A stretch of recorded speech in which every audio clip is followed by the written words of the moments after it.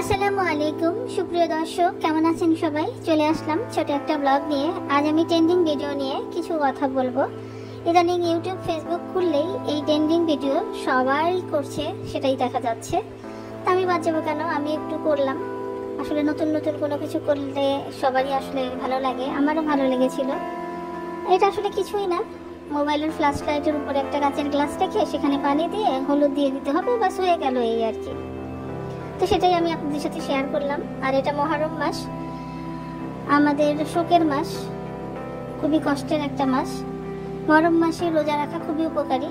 মহান আল্লাহ রাব্বিল আলামিনের কাছে ফরজ রোজার পরে মহরম মাসের রোজা খুবই প্রিয়, আর ফরজ নামাজের পরে তাহাজ্জুদের নামাজ খুবই পছন্দের।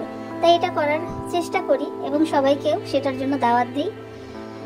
আমি 10টা রোজাই রাখার চেষ্টা করেছি, আলহামদুলিল্লাহ। আমার বাসার মানুষও রোজা রাখছে, আমিও থাকছি। অনেক বড় দিন, 7টার কাছাকাছিতে বেলা ডুবে মাগরিবের আজান দেয়। কষ্ট হচ্ছে, তারপরও ইবাদত করতে কোনো কষ্ট নাই। তার প্রতিদান স্বয়ং আল্লাহ নিজেই দিবেন ইনশাআল্লাহ। তো সবাই আমাদের জন্য দোয়া করবেন, সবাই ভালো থাকবেন, সুস্থ থাকবেন। আজ এই পর্যন্তই, আল্লাহ হাফেজ।